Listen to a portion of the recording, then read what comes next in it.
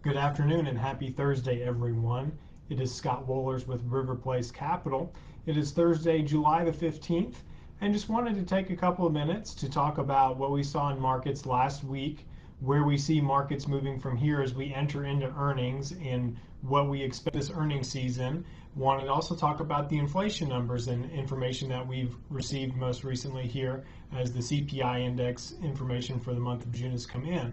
So last week was a mixed week in the marketplace with the S&P 500 up 40 basis points or 0.4% on the week, but mid and small cap indices sold off last week and were down. And one of the things that we are starting to see is we've talked about at the beginning of this year the disparity between growth and value last year, the disparity between big and small caps last year, and they were the leadership moving forward the first 5 months of the year. But as we've seen through June and into July, we've seen some pulling back and some catching up from the large caps to the small and mid caps, as well as we've seen a lot of catch up to growth to value. There's only about 1.5% difference between the two on a year-to-date return in the S&P 500. So you really started to see some catch-up trades from the strong performers last year.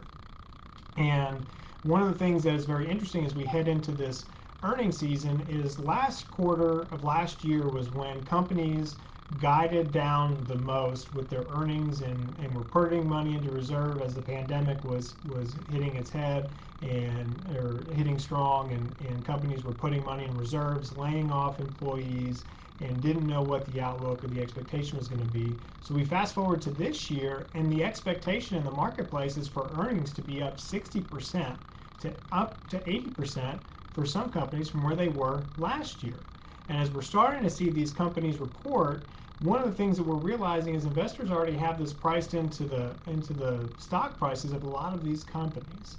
And so you're seeing some companies beat early, but they're not beating by large expectations. And so you're seeing some profit taking being done, especially in some of the larger big banks that reported great earnings. But where do we go from here? Is this as good as it gets?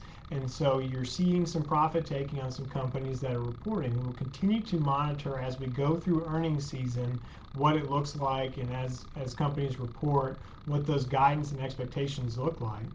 The other big economic news that we've seen that impacts the stock market this week is we did get the CPI number for June, and that came in at 5.4% year over year, meaning the price of consumer goods is up 5.4% versus June of 2020. And that came in much hotter than expected, much hotter than economists had forecast for, and it's got investors in the investment community wondering what the Fed is going to do. Well, Chair Jerome Powell has been in Congress for the last 2 days testifying on the Hill, and he has said even though inflation has come in hotter than expected, that they still believe that they are going to retain rates and keep rates suppressed, and they're going to not ease back on their monetary policy and their asset purchases that they're buying, and that they are going to allow it to continue, inflation to run hot. Now, one of the things that we're finding interesting about inflation, and kind of want to talk on it for just a second, and how it impacts markets and how it impacts you, is whether or not inflation is going to be transitory or not. And it's a very complex question, but some of the things we're starting to see are transitory. One of the things that we're seeing is that, like, for example, commodity prices, lumber, we saw lumber shoot up last year. Well, now it's fallen back down. We're going to see some commodity prices that shot up that are starting to fall back down. And so those types of things are transitory. However, you're seeing a tremendous amount of wage inflation, and that is not going to be transitory. That is going to continue with us, as well as some inflation on some other goods as well. You're going to continue to see that trend in the marketplace.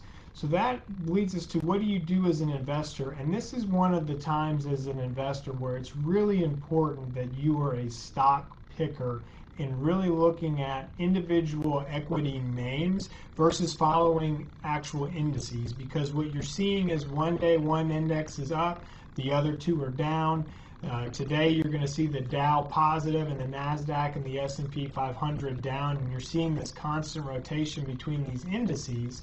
But if you find companies that are able to pass on some of these expenses and higher costs to their consumer, you're going to be in good shape as an investor, and that's where investors want to be. So if you have questions about how this impacts you or your portfolio, feel free to give us a call anytime. You can reach us at 904-346-3460, or always check us out online at www.riverplacecapital.com. I hope everybody has a wonderful rest of your week. Thanks so much.